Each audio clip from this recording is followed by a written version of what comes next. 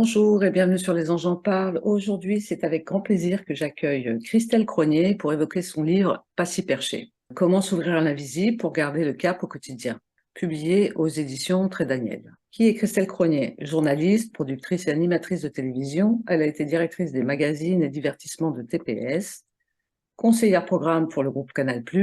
Elle a aussi collaboré avec plusieurs chaînes de télévision.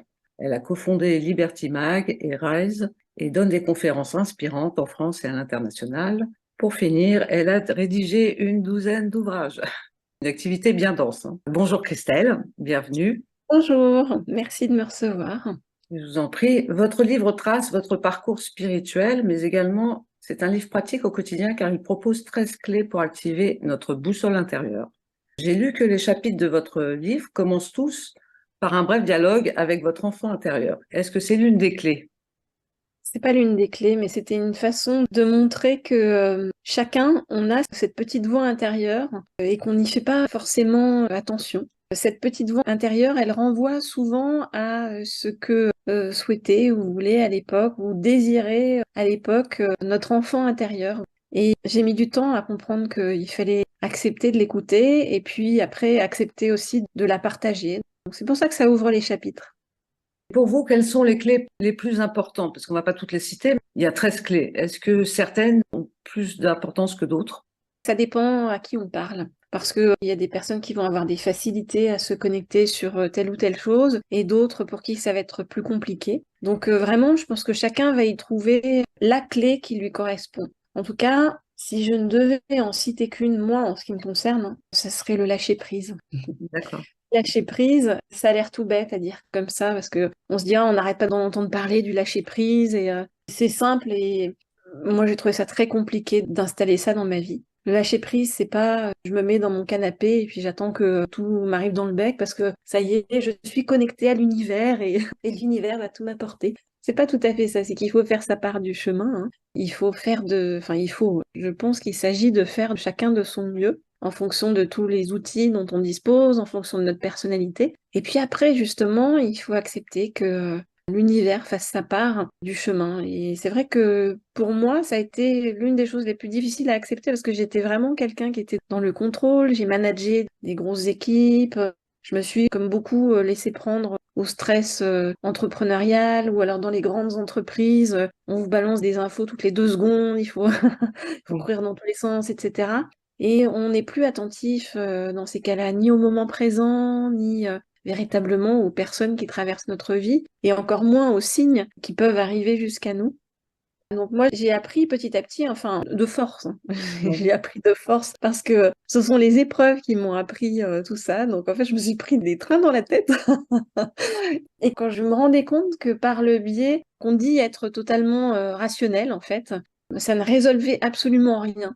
Et petit à petit, hein, quand on lâche prise, tout à coup, il y a le mental qui se met un petit peu en repos. Et c'est quand le mental commence à se mettre en repos que tout à coup, tout est possible. Parce que c'est comme s'il y avait une infinité de possibles qui s'ouvraient. Et c'est comme si tout à coup, vous entendiez une voix ou des voix, hein, ça dépend des gens, qui très certainement était là depuis très très longtemps pour vous parler et vous indiquer le chemin et vous aider, sauf qu'en fait vous étiez complètement hermétique à ça. Ça a été mon cas, hein, parce que on est dans un monde où on est énormément dans un certain formatage, où on vous dit le chemin il est là, il faut surtout pas en dévier parce que si tu en dévies ça va être très dangereux pour toi. Et puis où on ferme en fait tout ce qui a trait à ce qu'on appelle l'invisible, hein, mais bon, c'est invisible, pourquoi? Parce qu'on ne le voit pas avec les yeux, mais, mais ça ne Oui. veut pas dire que ça n'existe pas, hein. C'est Victor Hugo qui disait ce qui est puéril, c'est de se figurer qu'en se bandant les yeux devant l'inconnu, on supprime cet inconnu.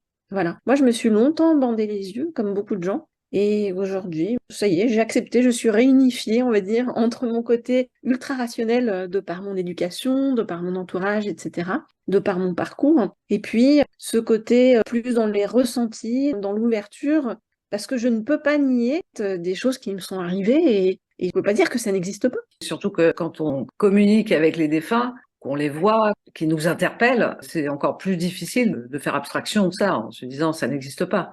Au départ, je me suis dit ça n'existe que dans mon imagination. Parce qu'au début, j'ai commencé à voir des gens que je ne connaissais pas. Donc, la première fois, j'étais dans mon lit, j'ai vu un gars passer à côté de mon lit, comme ça, très pressé, avec un attaché-caisse Je me rappelle très bien, il avait un costume, il était un peu rougeaud, enfin bon, il avançait, il avait l'air un peu essoufflé, et il n'a pas fait attention à moi. Et moi, sincèrement, je me suis dit, bah, je suis en train de dormir, ou alors je suis en train de rêver, ou alors je suis schizophrène. Et ça m'est arrivé par la suite bah, plusieurs fois, hein. Et donc au départ, c'est comme si je faisais pas attention à moi. Et puis petit à petit, je me suis rendu compte que je voyais des gens qui étaient en rapport avec des personnes que je pouvais avoir dans mon entourage. Par exemple, j'ai vu le père d'une de mes meilleures amies qui est décédée, qui s'est suicidée en gros quand elle avait 6 ans. Et je ne l'avais jamais vu, jamais, jamais. Je n'ai jamais vu une photo de lui, bon, il lui arrivait de m'en parler vaguement. Et quand il s'est présenté à moi, d'abord je savais pertinemment qui c'était. J'avais pas besoin de demander. C'est comme si on vous disait en fait, hein, mais de façon télépathique, hein, j'en sais rien. Je pourrais pas dire que c'est à travers des mots.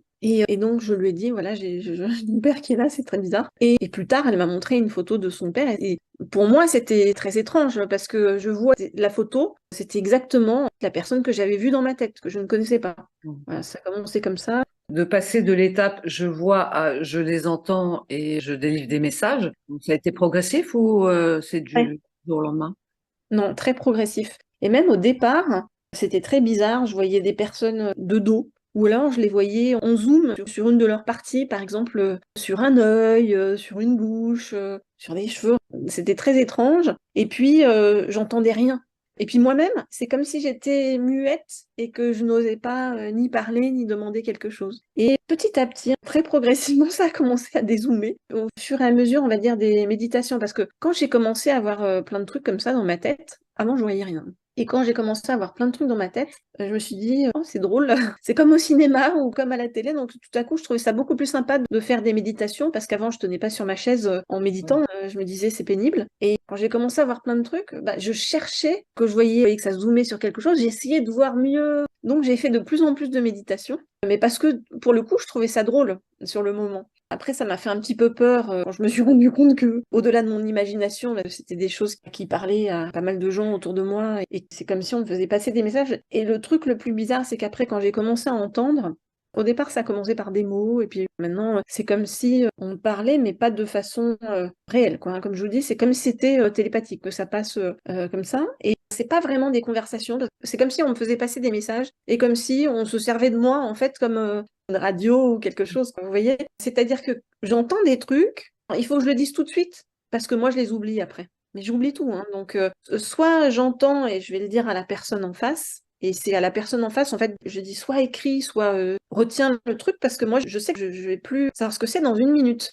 Et puis aussi, ce qui m'est arrivé très souvent aussi, c'est l'écriture automatique. Donc, j'ai les yeux fermés et puis j'écris ce que j'entends ou ce que je vois. Que ça donne des trucs très bizarres hein, sur la feuille qu'après, il faut que j'arrive à déchiffrer, il faut que j'arrive à... Voilà, parce que je ne m'en rappelle pas du tout quand j'ouvre les yeux. C'est un truc de fou.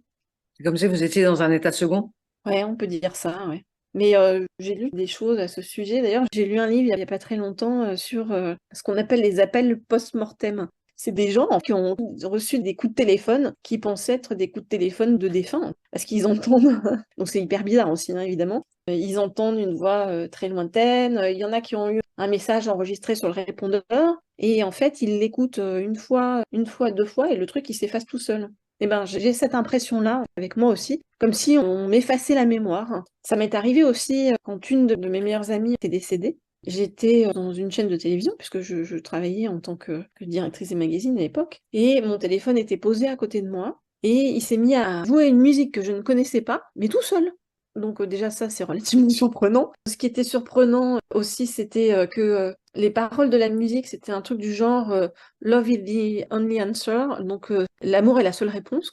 Et d'une part, c'était une musique que je ne connaissais pas, c'était une musique que je n'avais pas dans mes playlists, et d'ailleurs, je l'ai jamais retrouvée.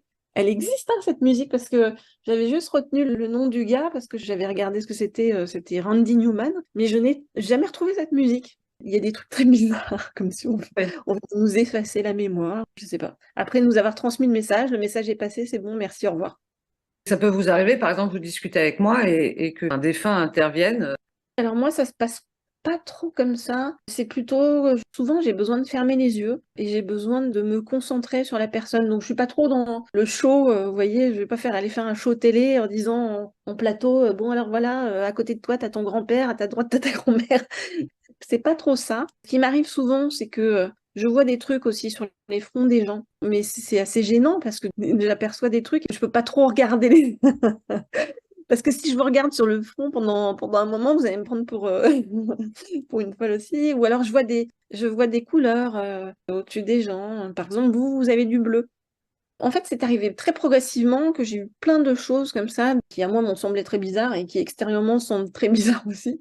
Alors, pour moi, ça a été un cataclysme, hein, parce que j'ai un fond extrêmement rationnel, comme je vous dis, et je suis entourée de gens rationnels. Donc, Mm. c'était très compliqué pour moi d'accepter ça. Mais finalement, je me dis que, bon, il doit y avoir plusieurs mondes et que certaines personnes, moi, je pense qu'on peut l'être tous, pour autant qu'on accepte de calmer son mental, mais peut-être que certaines personnes sont en capacité de faire un pont entre ces mondes-là, qui sont des mondes de la conscience ou de l'âme, je sais pas.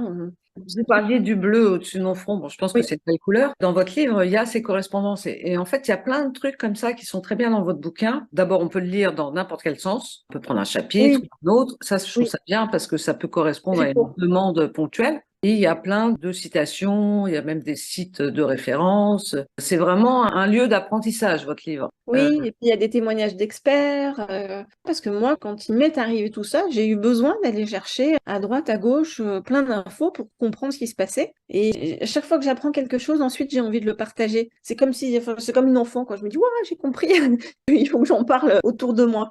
Et là, j'ai eu le sentiment de comprendre certaines choses par rapport au fonctionnement, on va dire, global de la vie et de la mort aussi, puisque tout ça est arrivé finalement suite à une EMI, expérience de mort imminente que j'ai faite à l'âge de 10 ans. J'ai eu le sentiment de comprendre certains trucs et je me suis dit, bah, ça peut aider. Vous avez des souvenirs de cette EMI? Oui, Vous avez vu le tunnel? Globalement, ça ressemble à ce qu'on en dit. ouais, ça ressemble. En ce qui concerne le tunnel, enfin, je me rappelle surtout d'un truc noir. C'est surtout le retour qui m'a fait peur. Enfin, je sais pas si on peut décrire ça comme un tunnel. En tout cas, moi, j'ai un endroit noir. J'ai eu peur, en fait. Et j'étais une enfant, donc j'ai eu peur de rester coincée là-dedans. J'identifie ça comme au retour. Parce que après, j'ai vu, en effet, une lumière qui était une très belle lumière, mais qui n'était pas du tout éblouissante, hein. Le sentiment que j'ai eu, c'est comme si nos sens étaient exacerbés. C'est comme si j'avais une vue devant, derrière, sur les côtés. J'avais le sentiment qu'il n'y avait pas d'espace ni de temps. Et le ressenti le plus important, c'est vraiment, quand je ferme les yeux, j'arrive encore un tout petit peu à me connecter à ça, c'est le sentiment incroyable d'une interconnexion avec tout le monde. Ça, c'est un truc de fou. C'est vraiment comme si toutes les barrières étaient tombées, qu'il n'y avait pas de jugement, qu'il n'y avait pas ni qualité ni défaut, mais comme si on était l'autre et que l'autre était nous.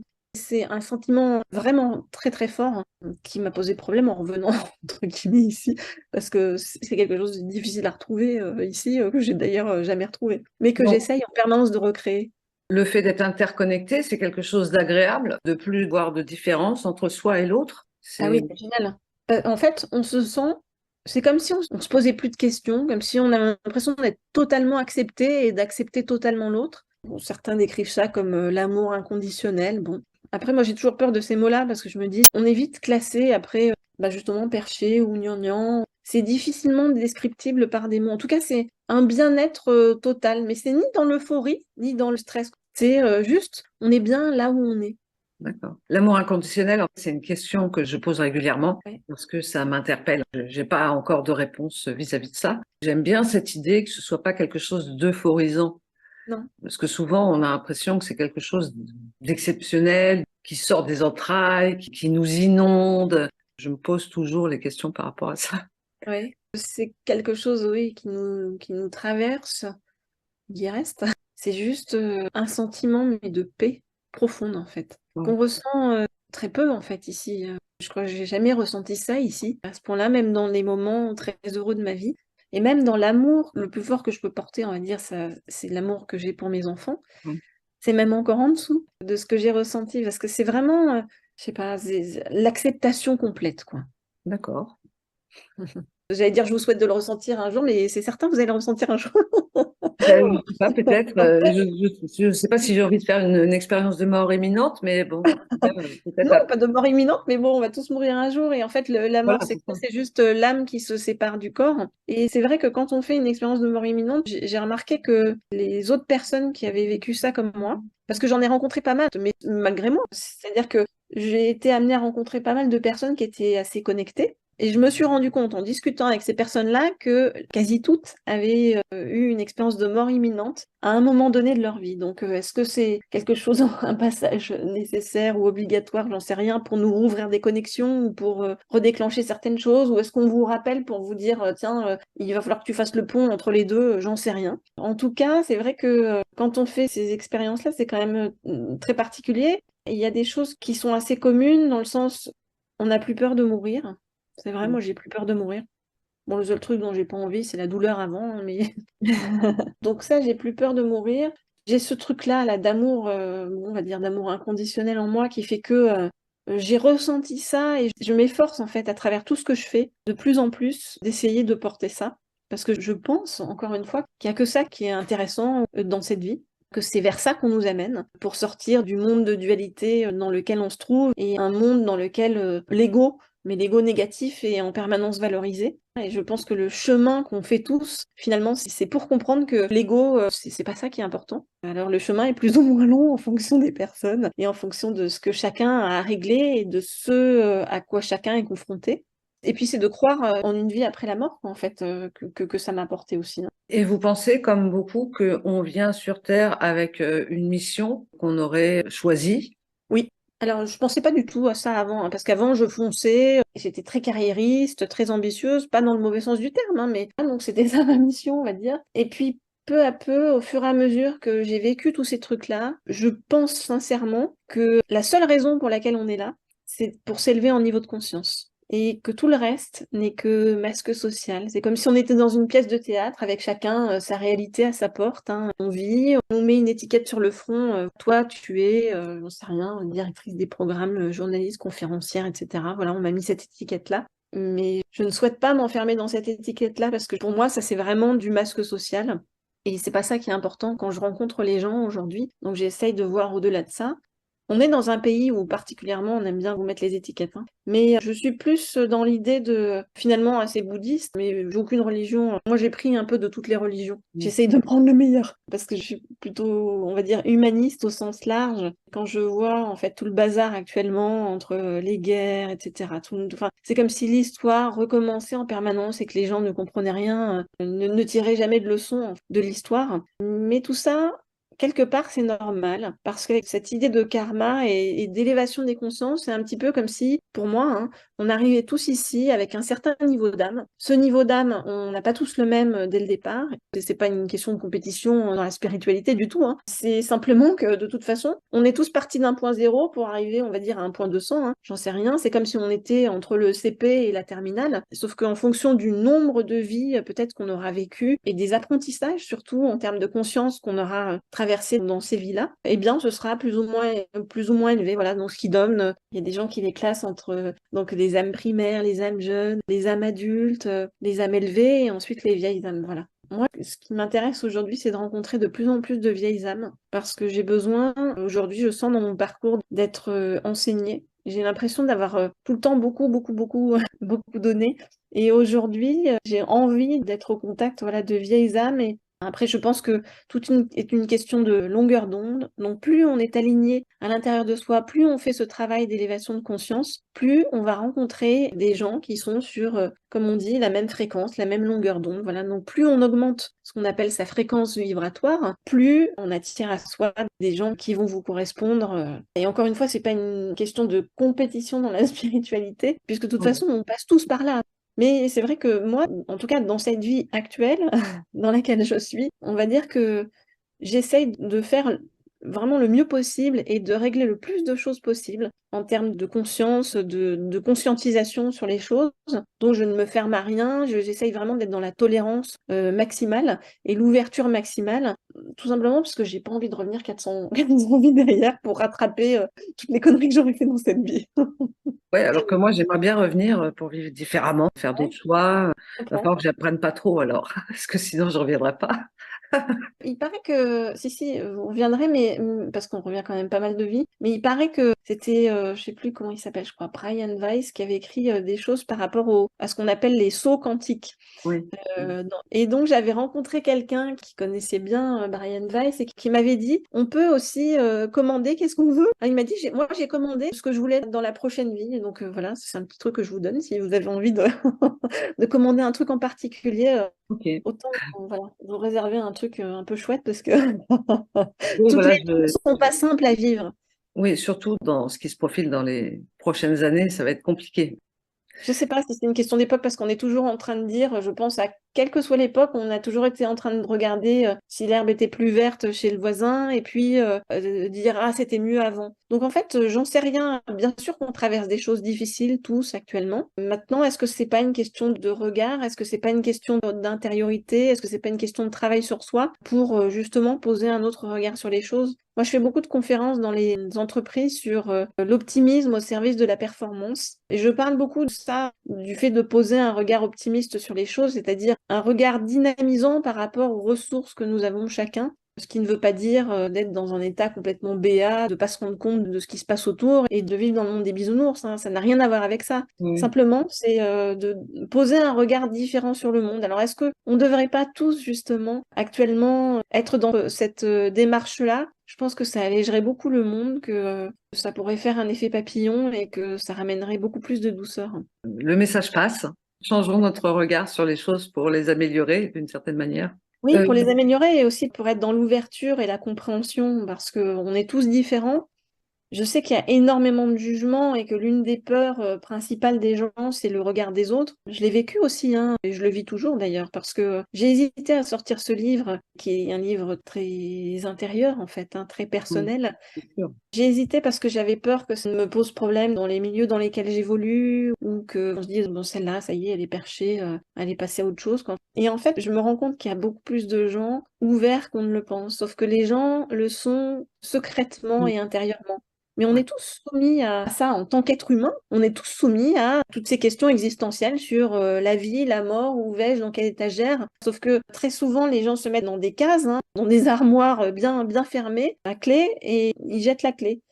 Mais vous pouvez arriver à passer par le trou de la serrure quand tout à coup, en fait, vous vous découvrez aussi vous-même. C'est très étonnant, les gens qui viennent me parler actuellement. Je suis très surprise, hein. Alors, les artistes, je savais, parce que j'en ai déjà beaucoup interviewé, je sais que les artistes, il y en a une grande partie qui sont très connectés, mais je vois des grands entrepreneurs, des grands chefs d'entreprise, tout ça, machin. Je pensais pas du tout qu'ils avaient une certaine ouverture à ça. Et je trouve ça plutôt chouette, y compris des politiques très haut placés où je me disais, très éloigné de tout ça, en fait, non. C'est parce qu'on est mortel. Je pense que plus on avance dans l'âge, plus on a envie d'avoir des réponses par rapport à ça et puis de se rassurer. C'est peut-être lié aussi à l'âge, enfin, à notre Peut-être. mortalité, quoi. Je sais pas parce que je croise actuellement beaucoup de jeunes que je trouve mais particulièrement éveillés. J'ai deux fils de 17 et 18 ans, hein, donc voilà, et je vois avec leurs copains et tout les réflexions. Je me dis, mais à cet âge-là, moi j'étais très loin de tout ça, mais là ils ont déjà compris des trucs sur la vie de fou.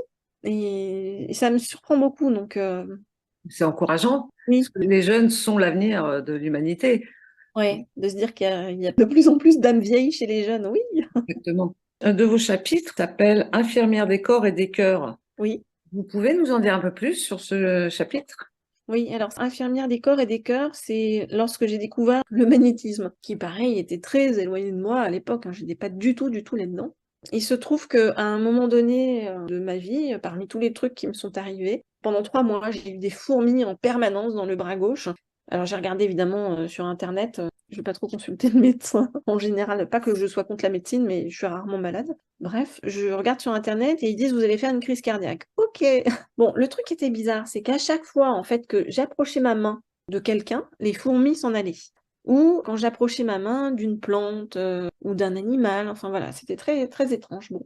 Et comme Lévi ne vous laisse jamais sans réponse, moi c'est ce que je dis, c'est que on dit quand l'élève est prêt, le maître apparaît, mais ça c'est vrai en fait. À chaque fois que je me suis posé des questions, j'ai toujours eu des réponses sur le chemin.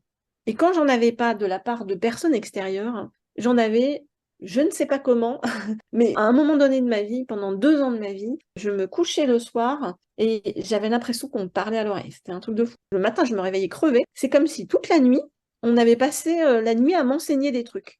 Sauf que le matin, j'étais dans l'incapacité de dire quoi, hein. En effet, derrière, j'ai eu beaucoup d'ouvertures sur plein de trucs. Donc, est-ce que c'est lié? J'en sais rien. En tout cas, j'ai rencontré beaucoup de magnétiseurs, d'énergétiseurs, ce que je fréquentais pas du tout avant, et qui m'ont expliqué qu'en effet, j'avais du magnétisme. Et après, je suis partie notamment à Bali. J'ai fait un voyage très spirituel avec des chamans. Nous sommes allés, alors ils disaient soigner. Alors pour moi, ça me fait toujours bizarre, mais des gens du village étaient, enfin, Aider, voilà. on va dire, Ouais, mais aider dans le j'ai toujours village. beaucoup de mal à ça. Mais bon, j'ai vu des gens, c'est vrai, arriver, que tout à coup, je posais mes mains, etc. dessus. Notamment, j'ai le souvenir d'une petite fille qui avait de l'asthme, qui arrivait toute tremblante. Elle avait peur, et moi aussi d'ailleurs, hein. Et j'ai posé mes mains sur elle, et une minute après, elle dormait. C'était dingue. Et visiblement, son asthme est parti. Bon. Et après, on m'a donné des travaux pratiques, des TP, comme je dis, encore plus élevés, parce que c'est sympa. À chaque fois, on vous fait, comment dire, euh, Évoluer. évoluer, mais douloureusement, hein, parce que moi, dans mon cas, typiquement par rapport au magnétisme, c'est mon fils qui a eu un grave accident de vélo en montagne, ce qui a fait qu'il s'est retrouvé pendant 4 mois. Alors d'abord, il a failli mourir. Ensuite, on a pensé qu'il allait être paraplégique. Et donc pendant 4 mois, il s'est retrouvé en fauteuil roulant, etc. Et lorsqu'on m'a appelé, j'ai dû partir à l'hôpital en urgence, etc., à Grenoble, parce qu'il était tombé dans la montagne, et moi j'étais à Paris. Quand je suis arrivée là-bas, il avait mal partout, évidemment. Il hurlait, il supportait pas la morphine. Bon, et moi, j'ai pas réfléchi à ce moment-là, hein. Toutes les nuits, j'étais comme ça, hein, sur lui, hein, avec mes mains. Je sais pas si on voit mes mains. Et un truc très bizarre, c'est comme si je voyais l'intérieur. Alors moi qui n'y connais rien en anatomie et tous ces trucs-là, hein, mais vraiment, je suis très éloignée de ça. C'est comme si je voyais chaque nerf, chaque veine, comme si quand je posais mes mains à un endroit, je comprenais exactement comment c'était à l'intérieur. Et je voyais des couleurs. Donc, les endroits où je voyais beaucoup de noir, je laissais longtemps mes mains dessus, jusqu'à ce que ça devienne vert. À l'époque, je ne connaissais pas, hein, tous les trucs des couleurs, etc. J'ai appris plus tard que le vert, c'était la couleur de la guérison.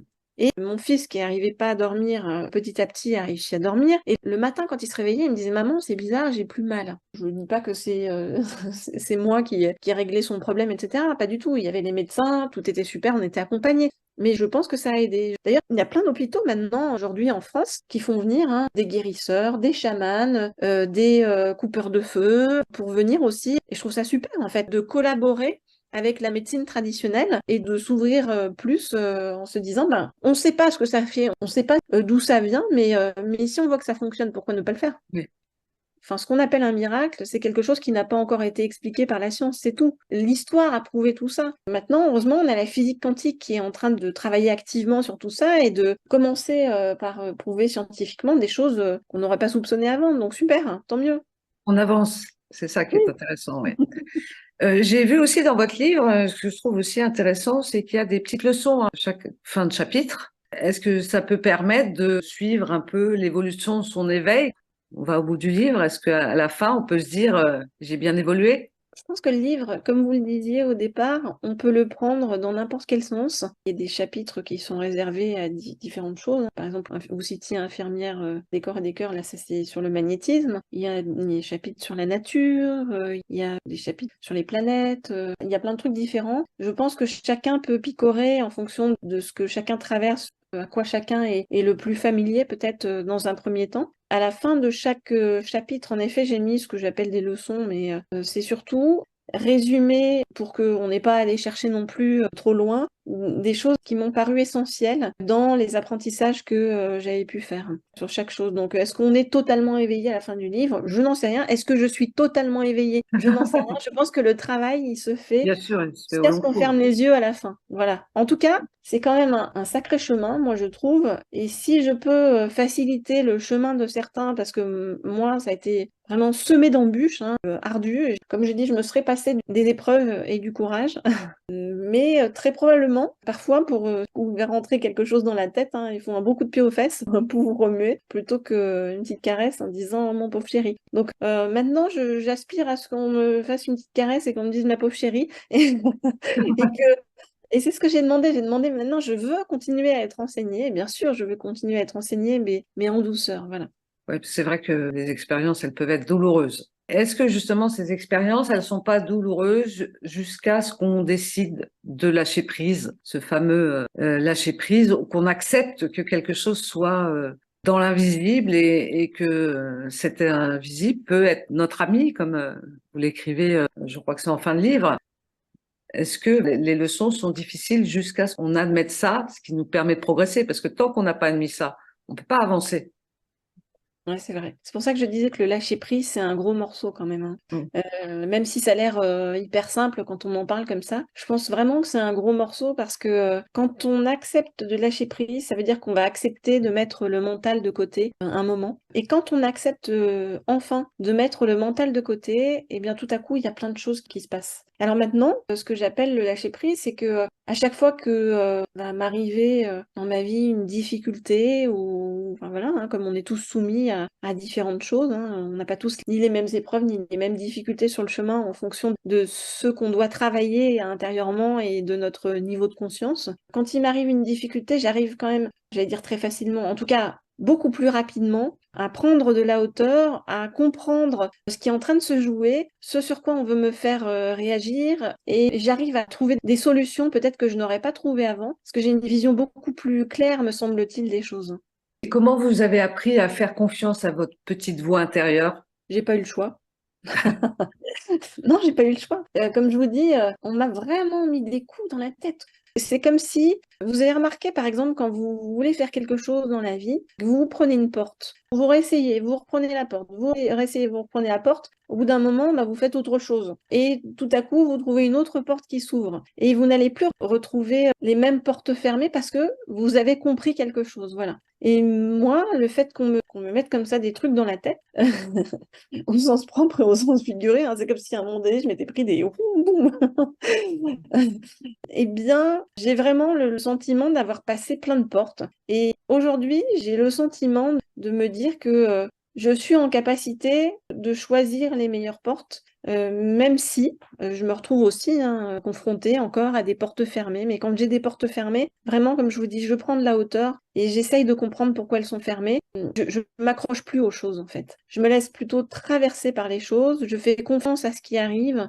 C'est dans Mange, Prie, Aime. Bon, il y a le livre, mais dans le film, à la fin, ils disent ça. Ils disent attraversiamo. Attraversiamo, ça veut dire traversons. Ok, donc j'ai dit ok, maintenant, traversons la vie et prenons ce qu'il y a et nourrissons-nous de l'imprévu parce que la vie, c'est pas linéaire. Hein, c'est pas je pars d'un point A, j'arrive à un point B. Voilà, je réussis. Et d'abord, qu'est-ce que la réussite, hein? La réussite, elle varie en fonction des notions qu'on a chacun. Pour certains, la réussite, ça va être vraiment d'avoir du pouvoir, de l'argent, etc. Moi, je pense que la réussite, elle se place autre part. Ce qui ne veut pas dire qu'il ne faut pas faire tout ce qu'il y a en son pouvoir dans ce monde-ci, aussi pour s'intégrer de façon concrète et ancrée. Hein. C'est pas, quand je dis pas s'y percher, justement, c'est ça, c'est arriver à trouver la balance, le bon équilibre entre tout ce qui a été instauré, on va dire, et formaté dans ce monde, et puis en même temps comprendre les signes qui nous arrivent, on va dire, d'autre part. Est-ce que c'est un autre monde? Est-ce que c'est, je vais pas dire là-haut, je sais pas. En tout cas, il y a des choses qui arrivent. Et c'est indéniable. Je veux dire, même quand on vit une EMI, une expérience de mort imminente, quel que soit l'endroit où on se trouve, quel que soit le pays où on se trouve, la nationalité qu'on est, la religion qu'on est, etc., visiblement, on a tous des expériences un petit peu similaires. Oui.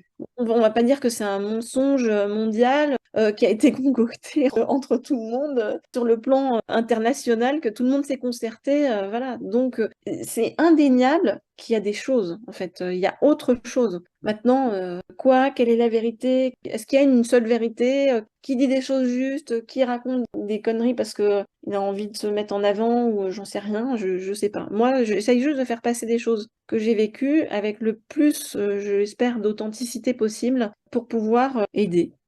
Parce qu'en aidant l'autre, je m'aide moi aussi, hein, puisque comme je vous dis, il y a cette espèce d'interconnexion que j'ai ressentie et qui fait que je peux pas.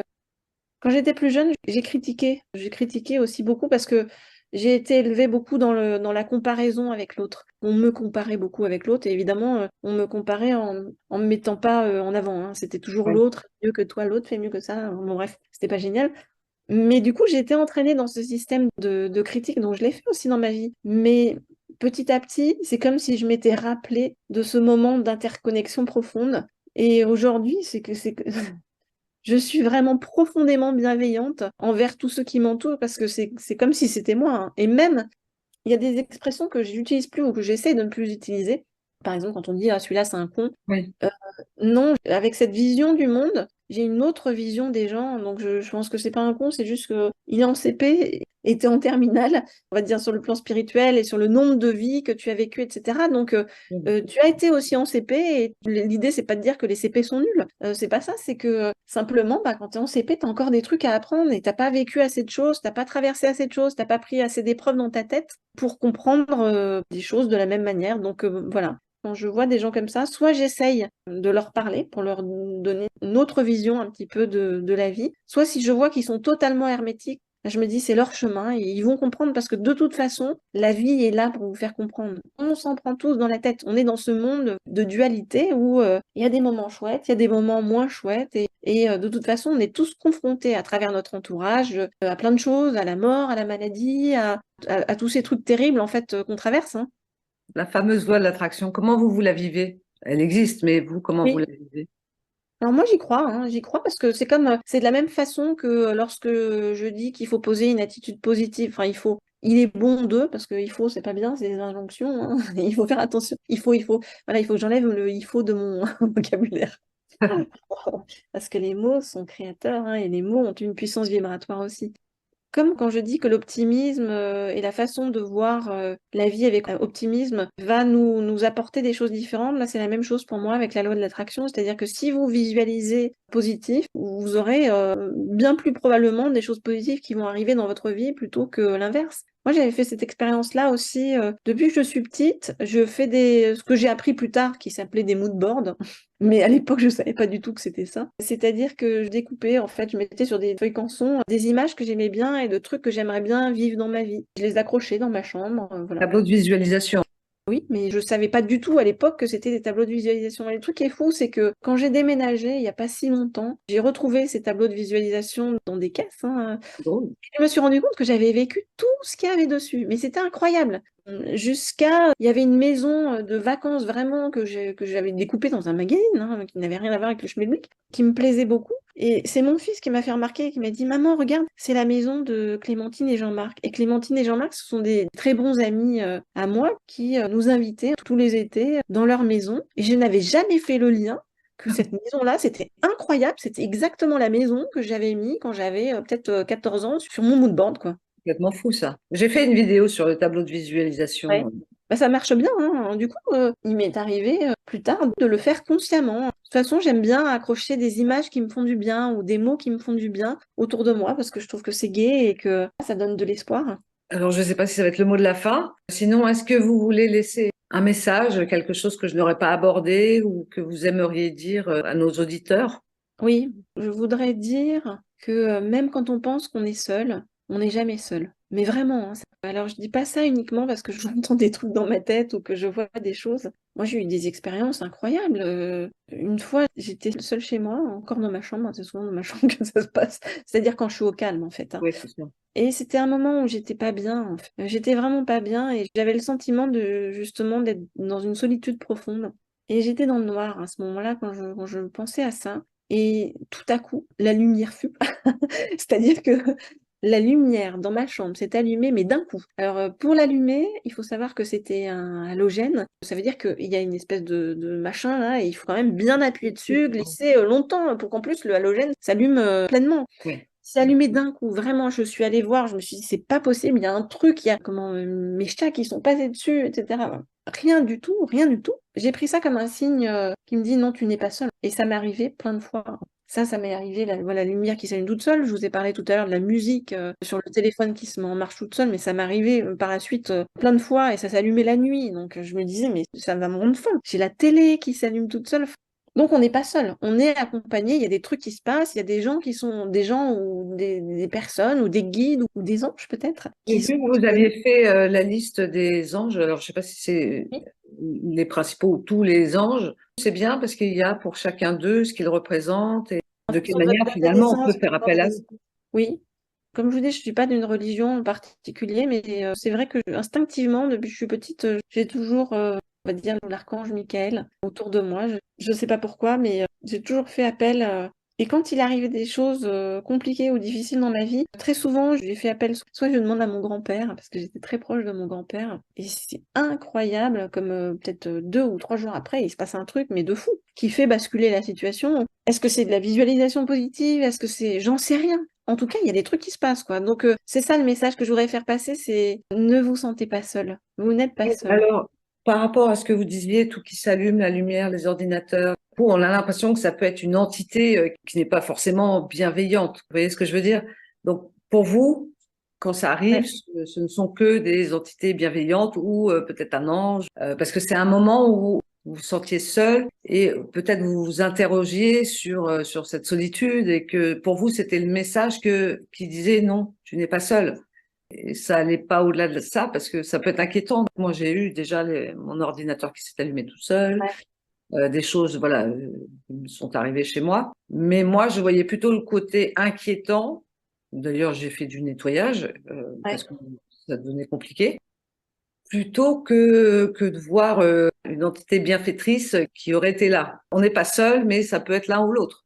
Je trouve que là, c'est encore se remettre dans un truc à la limite religieux, c'est-à-dire la dualité, le Ouais. bien, le mal, l'ombre, la lumière, etc., etc. Je crois que de mon côté, je suis plus dans l'idée des énergies et de l'importance des énergies. Je pense vraiment à ce taux de fréquence vibratoire qui augmente en fonction de notre niveau de conscience. Du coup, je suis pas sur, comment dire, le paradis, l'enfer, etc. Je crois pas qu'il va y avoir un jugement dernier. Je crois pas qu'il y ait des choses si négatives que ça, en fait, à part en nous-mêmes, à chasser. Après, est-ce que c'est parce que je suis formatée avec un optimisme, on va dire, à toute épreuve? J'en sais rien. En tout cas, moi, j'ai pas peur de ce que je vois ou de ce que j'entends. Enfin, si j'ai eu peur dans le sens en me disant, oh là, je deviens folle, mais sinon, à part ça ne me fait pas peur. Par contre, j'ai vécu des trucs parfois qui m'ont semblé plus inquiétants. Une fois, j'ai fait, c'était par Zoom, j'ai fait une séance avec une fille qui m'avait demandé de me concentrer sur elle, etc., etc., et de l'aider à travailler sur ses croyances, ce que j'ai fait en utilisant pardon, les capacités, on va dire, que je peux avoir ou qui se sont ouvertes à moi, et aussi